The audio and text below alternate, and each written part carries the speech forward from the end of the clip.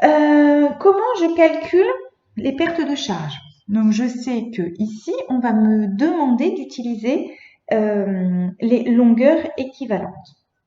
Donc, mes pertes de charge, je vais les exprimer en mètres, JH, c'est égal à 0,0194 multiplié par 0,85 au carré sur 2 fois 10 de G fois L sur D. Ma longueur ici, ça va être longueur plus ma longueur équivalente. Je vais donc ici calculer la longueur. Donc la longueur droite à l'aspiration, c'est de 5 mètres, plus la longueur équivalente qui va être liée au filtre à crépine, qui correspond à 2 robinets droits à soupape ouvert, 2 robinets droits ensuite à soupape ouvert, 7 coudes normaux, 3 T normaux et un rétrécissement brusque dont je connais la valeur de petit d sur grand D équivaut 3 quarts. Donc, dans un premier temps, j'ai 4 robinets droits. Donc, si j'ai 4 robinets droits, il faut que je regarde dans mon diagramme ce qui va faire 4 fois 17 mètres, ce qui va me donner 68 mètres supplémentaires. Ensuite, j'ai 7 coudes normaux.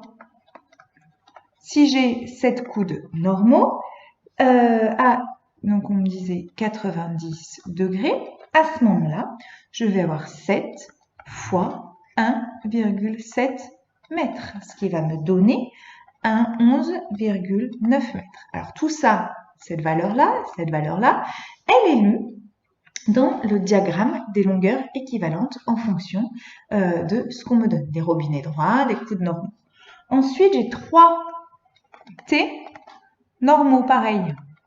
Donc, mon diagramme de longueur équivalente me dit que la longueur équivalente vaut 3,5 mètres. Donc, je vais avoir 3 fois 3,5 mètres. 3 fois 3,5 mètres, ce qui me donne 10,5 mètres. Et ensuite, je vais avoir un rétrécissement avec ici D sur grand D égale 3 quarts, ce qui va me donner une longueur équivalente, j'en ai qu'un seul, une fois 0,34, ce qui me donne 0,34 mètres. Ce qui fait qu'au total, ici 68 plus 11,9 plus 10,5 plus 0,34 va me donner une longueur supplémentaire de 90,74 mètres.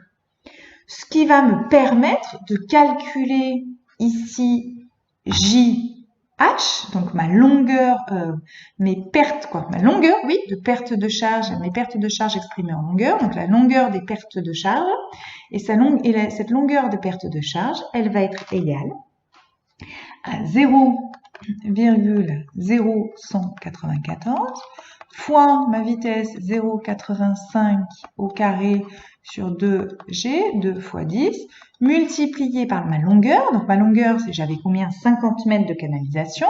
50 mètres ou 5 mètres? Pardon, 5 mètres. 5 mètres, plus, effectivement, 90,74 mètres. Donc, vous voyez que je vais avoir beaucoup de pertes de charge. Donc, ce qui va me donner 50, et ici la diamètre, 50, 10 moins 3. Ce qui va me donner des pertes de charge de 1,34 mètres. C'est-à-dire que sans coude, sans aspérité, j'aurais eu un certain nombre de pertes de charge. Et là, les pertes de charge totales liées aux différents coudes, au niveau de l'aspiration, etc., ben, ça va me donner 1,34 mètres. Ça, ce sont les pertes de charge totales à l'aspiration exprimées en mètres. Je peux faire exactement la même chose en ce qui concerne, donc ça, c'était au niveau de l'aspiration. Okay. Et je peux faire exactement la même chose au niveau du refoulement. Donc, au niveau du refoulement, ici, qu'est-ce que je peux avoir? Je vais donc calculer la même chose. Donc, on va me dire, maintenant, je me situe au refoulement. OK? Refoulement. C'est pas très bien écrit, mais refoulement. Ici, et j'ai 2 robinets.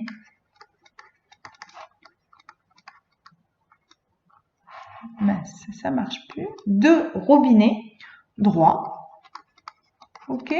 Plus un échangeur qui, on me dit que c'est comme un robinet droit, donc ça va faire 3 fois 10 est égal à 30 mètres. Attention ici, le diamètre de ma canalisation a changé. Donc le diamètre de ma canalisation au refoulement, c'est D égale 32 mm. Donc je vais rentrer dans mon diagramme de Moody en fonction des différents types de robinets, etc. et du diamètre de ma canalisation. Donc ici, 30 fois 10, ça va me donner 30 mètres. Ensuite, j'ai 5 coudes à 90 degrés.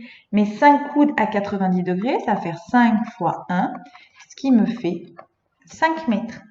Ensuite, j'ai 3 T, ok, et ce qui va me faire 3 fois 2,2 mètres.